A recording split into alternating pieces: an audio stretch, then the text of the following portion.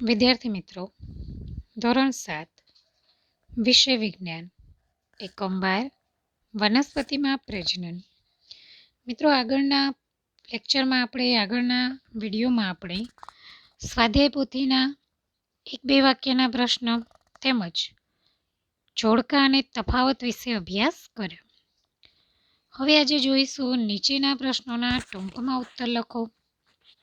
જેમાં પહેલો પ્રશ્ન છે, પુષ્પમાં ફલનની પ્રક્રિયા કેવી રીતે જોવા મળે છે? પુષ્પમાં ફલનની પ્રક્રિયા કેવી રીતે જોવા મળે છે? તો મિત્રો, આપણે વનસ્પતિમાં પ્રજનન પાઠમાં પુષ્પમાં થતી ફલનની પ્રક્રિયા વિશે અભ્યાસ કર્યો. તો આપણે જોયું કે પુષ્પમાં ફલનની પ્રક્રિયા કેવી રીતે થાય છે.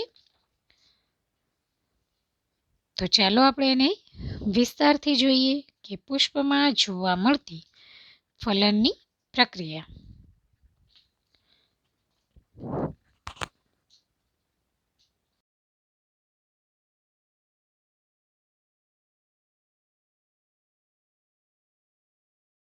પ્રજનન અંગ એટલે કે પુંકેસર અંગો, સ્ત્રીકેસર અંગો કે નરજન્યુઓ, અંડાશય વગેરે વિશે માહિતી મેળવી. તો પુષ્પમાં ફલનની પ્રક્રિયા થવા માટે તો લખીશું આપણે વનસ્પતિના નર પ્રજનન અંગ પુંકેસરમાં પૂજન્યુઓ એટલે કે નરજન્યુઓ અને માદા પ્રજનન અંગ સ્ત્રીકેસરમાં અંડકોષ ઉત્પન્ન થાય છે. આ જન્યુઓના સંયોગમનથી રચાતા કોષને ફલિતાંડ કહે છે. નરજન્યુ અને માદાજન્યુનું સંયોગમન થવાની ક્રિયાને ફલન કહે છે. ત્યારબાદ ફલિતાંડમાં ભ્રૂણમાં વિકસે છે. ફરી એકવાર, વનસ્પતિના નર પ્રજનન અંગ પુંકેસરમાં નરજન્યુઓ અને માદા પ્રજનન અંગ સ્ત્રીકેસરમાં માદાજન્યુઓ ઉત્પન્ન થાય છે. આ જન્યુઓના સંયોગમનથી રચાતા કોષને ફલિતાંડ કહે છે. નરજન્યુ અને માદાજન્યુનું સંયોગમન થવાની ક્રિયાને ફલન કહે છે. ફલિતાંડ ત્યારબાદ ભ્રૂણમાં વિકસે છે. મિત્રો, પ્રશ્ન નંબર 2 જોઈએ આપણે, વનસ્પતિમાં પ્રજનનના પ્રકારો વિશે ટૂંકમાં માહિતી આપો. વનસ્પતિના જે પ્રજનનના પ્રકારો છે એના વિશે ટૂંકમાં માહિતી આપો. તો વનસ્પતિમાં જે પ્રજનનના પ્રકાર એટલે કે લિંગી પ્રજનન, અલિંગી પ્રજનન. અલિંગી પ્રજનનમાં આપણે જોયું કે ભાઈ વાનસ્પતિક પ્રજનન, અવખંડન, કલિકા સર્જન, બીજાણુ સર્જન. તો જોઈએ આપણે કે ભાઈ વનસ્પતિમાં પ્રજનનના પ્રકાર તો લખીશું એમાં પિતૃમાંથી નવો સજીવ ઉત્પન્ન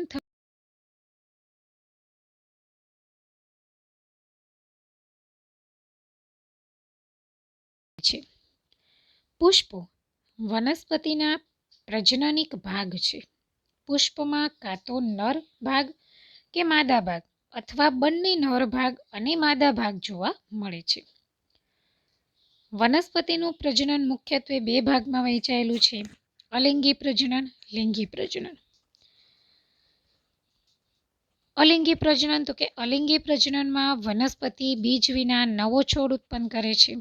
અલિંગી પ્રજનનની વિવિધ પદ્ધતિઓ પણ છે, જેમ કે વાનસ્પતિક પ્રજનન, અવખંડન, કલિકા સર્જન, બીજાણુ સર્જન. ત્યારબાદ વાત કરીએ તો કે લિંગી પ્રજનનમાં નવો છોડ બીજમાંથી મેળવાય છે, જેમાં નર અને માદાજન્યુના સંયોગમનથી પ્રક્રિયા જોવા મળે છે. આ પ્રક્રિયાને ફલન કહે છે. પરિપક્વ અંડાશય ફળમાં પરિણમે છે, જ્યારે અંડક એ બીજમાં ફેરવાય છે. ફરી તો કે પિતૃમાંથી નવો સજીવ ઉત્પન્ન થવાની ક્રિયાને પ્રજનન કહે છે. પુષ્પો વનસ્પતિના પ્રજનનિક ભાગ છે. પુષ્પમાં કાં તો નર ભાગ કે માદા ભાગ અથવા બંને નર ભાગ અને માદા ભાગ જોવા મળે છે. વનસ્પતિનું પ્રજનન મુખ્યત્વે 2 ભાગમાં વહેંચાયેલું છે, અલિંગી પ્રજનન, લિંગી પ્રજનન. અલિંગી પ્રજનન એટલે તો કે અલિંગી પ્રજનનમાં વનસ્પતિ બીજ વિના નવો છોડ ઉત્પન્ન કરે છે. અલિંગી પ્રજનનની વિવિધ પદ્ધતિઓ નીચે મુજબ છે. વાનસ્પતિક પ્રજનન, અવખંડન, કલિકા સર્જન, બીજાણુ સર્જન. ત્યારબાદ વાત કરીએ તો કે લિંગી પ્રજનન. તો લિંગી પ્રજનનમાં નવો છોડ બીજમાંથી મેળવાય છે, જેમાં નર અને માદા જન્યુઓના સંયોગમનની પ્રક્રિયા જોવા મળે છે. આ પ્રક્રિયાને ફલન કહે છે. પરિપક્વ અંડાશય ફળમાં પરિણમે છે, જ્યારે અંડક એ બીજમાં ફેરવાય છે. મિત્રો, શાંતિથી સાંભળીને પછી તમે તમારા શબ્દોમાં પણ લખી શકો છો. આગળ જોઈએ આપણે તો કે પ્રશ્ન નંબર 3, ટૂંક નોંધ લખો. લિંગી પ્રજનન એટલે શું? લિંગી પ્રજનન એટલે શું? તો વિદ્યાર્થી મિત્રો, આપણે પ્રજનનના 2 ભાગ જોયા, અલિંગી પ્રજનન, લિંગી પ્રજનન. તો એમાં જોઈએ લિંગી પ્રજનન એટલે શું? તો પુષ્પ એ વનસ્પતિના પ્રજનન અંગ છે. તમે બધા શાંતિથી સાંભળો, પછી તમારે સાંભળીને સ્વાધ્યાય પોથીમાં લખવાનું છે, કાં તો મારી સાથે લખો. તો જોઈએ, પુષ્પ એ વનસ્પતિના પ્રજનન અંગ છે. પુંકેસર એ નર પ્રજનન અંગ છે અને સ્ત્રીકેસર એ માદા પ્રજનન અંગ છે. જે ફૂલો માત્ર સ્ત્રીકેસર અથવા માત્ર પુંકેસર ધરાવે છે તેને એકલિંગી પુષ્પ કહે છે. જે ફૂલો સ્ત્રીકેસર અને પુંકેસર બંને ધરાવે છે તેને દ્વિલિંગી પુષ્પ કહે છે.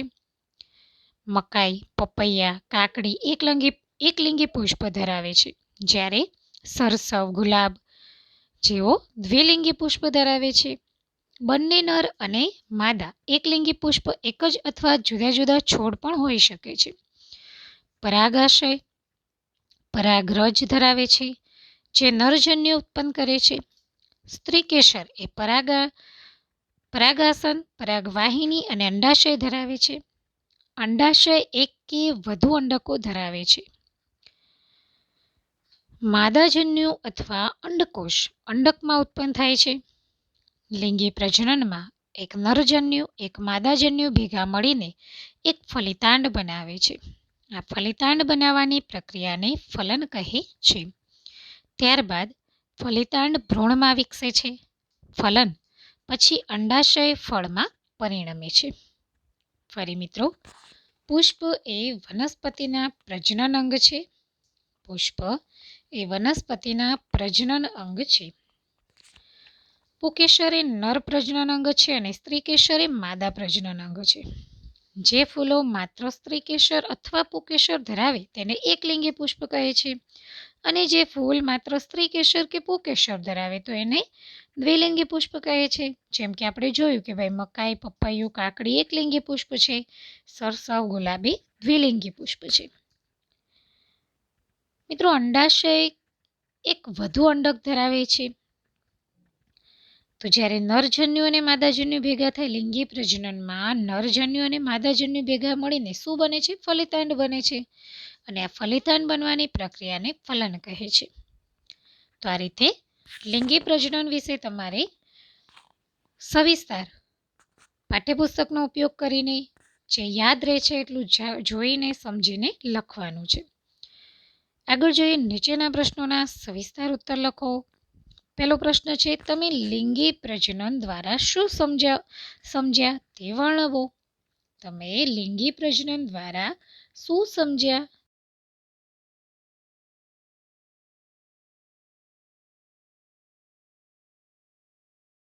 કે ભાઈ લિંગી પ્રજનનમાં વનસ્પતિના નર પ્રજનન અંગ પુંકેસર પરાગરજ ધરાવે છે, કે નર જન્યુ ઉત્પન્ન કરે છે, અને માદા પ્રજનન અંગ સ્ત્રીકેસર પરાગાસન, પરાગવાહિની અને અંડાશય ધરાવે છે. અંડાશય એક કે વધુ અંડકો ધરાવે છે. માદાજન્યુ અથવા અંડકોષ અંડકમાં ઉત્પન્ન થાય છે. લિંગી પ્રજનનમાં એક નરજન્યુ અને એક માદાજન્યુ ભેગા મળીને એક ફલિતાંડ બનાવે છે. આ સંયુગમન થવાની ક્રિયાને ફલન કહે છે. ફલિતાંડ ત્યારબાદ ભ્રૂણમાં વિકસે છે. ફલન પછી અંડાશય ફળમાં પરિણમે છે. ફરી લિંગી પ્રજનનમાં વનસ્પતિના નર પ્રજનન અંગ પુંકેસર પરાગરજ ધરાવે છે કે નરજન્યુઓ ઉત્પન્ન કરે છે અને માદા પ્રજનન અંગ સ્ત્રીકેસર પરાગાસન પરાગવાહિની અને અંડાશય ધરાવે છે. અંડાશય એક કે વધુ અંડકો ધરાવે છે. માદાજન્યુ અથવા અંડકોષ અંડકમાં ઉત્પન્ન થાય છે.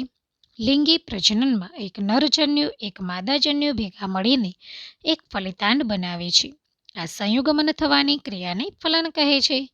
ફલિતાંડ ત્યારબાદ ભ્રૂણમાં વિકસે છે અને ફલન પછી અંડાશય ફળમાં પરિણમે છે. આગળ જોઈએ પ્રશ્ન નંબર 2. વિવિધ રીતે થતા બીજ વિકિરણ સમજાવો. વિવિધ રીતે થતા બીજ વિકિરણ સમજાવો. તો જોઈએ મિત્રો કે બીજ છે એ વિસ્તરણ એ પવન, પાણી અને પ્રાણી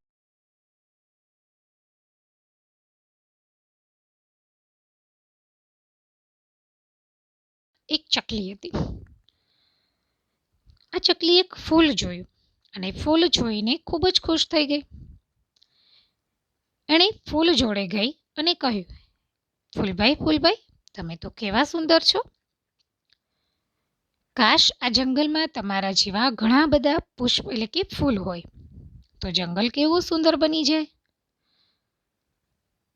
તો ફૂલે કહ્યું, જો તારે મારા જેવા ફૂલ જોતા હોય તો મારા પાન ઉપર પડેલી, મારા પરાગ આસન પર પડેલી પરાગરજ તું આખા જંગલમાં ફેલાવી દે તો તને મારા જેવા પુષ્પ એટલે કે ફૂલ મળશે. ચકલીએ કહ્યું, કેમ? તો ફૂલે કહ્યું કે હું તો 2-3 દિવસમાં કરમાઈ જઈશ, પછી મારું અસ્તિત્વ નહીં રહે. પરંતુ મારા પર રહેલ પરાગરજ એ તો જો બધે જમીન પર નાખી દઈશ તો તને મારા જેવા બીજા છોડ ઉત્પન્ન થશે અને જેના કારણે એના ઉપર ફૂલ આવશે. ચકલીએ એમ જ કર્યું અને પછી બધે જ એને એની પરાગરજ ફેલાવી દીધી અને બધા મિત્રોને કહ્યું કે આના ઉપર તમે માટી નાખો, પાણી નાખો. થોડા સમય પછી આખા જંગલમાં એવા ઘણા બધા ફૂલ જોવા મળે. તો મિત્રો ચકલીએ શું કર્યું તો કે પરાગરજને ફેલાવાનું કાર્ય કર્યું. તો આ જ રીતે આપણે પ્રશ્ન સમજીએ કે ભાઈ બીજ વિકિરણ સમજાવો. તો બીજ વિકિરણ પવન દ્વારા બીજ વિસ્તરણ થાય છે. જેમ કે પાંખોવાળા બીજ જેવા કે સરગવો, મેપલ, ઘાસના હલકા બીજ અથવા રોમમય બીજ સૂર્યમુખીના રોમમય ફૂલોને પવન દ્વારા દૂર દૂર સુધી લઈ જાય છે. બીજું છે પાણી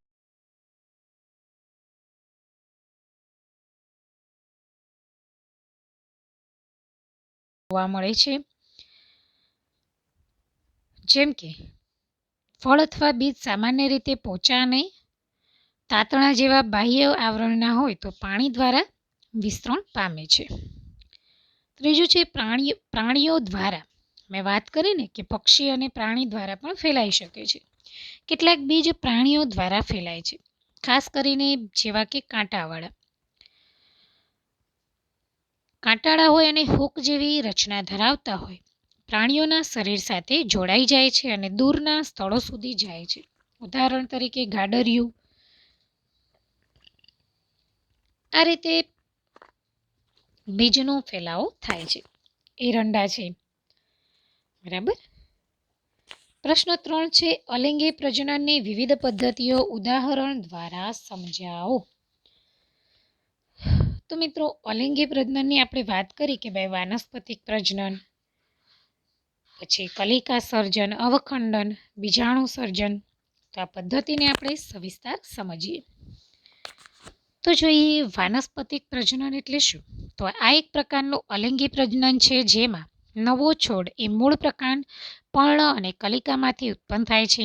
અહીં પ્રજનન એ વનસ્પતિના ભાગો દ્વારા થતું હોવાથી તેને વાનસ્પતિક પ્રજનન કહે છે. ઉદાહરણ તરીકે પાનફૂટી એ પર્ણ કિનારી પર કલિકા ધરાવે છે અને જ્યારે ભીની જમીન પર પડે છે ત્યારે એના જેવો જ બીજો છોડ ઉત્પન્ન થાય છે. એ જ રીતે શક્કરિયું છે. બરાબર. બીજું છે કલિકા સર્જન. તો ઈષ્ટ જેવા નાના સજીવોને જો પૂરતા પ્રમાણમાં પોષક તત્વો અવગત કરવામાં આવે તો તેઓ વૃદ્ધિ પામે છે અને અમુક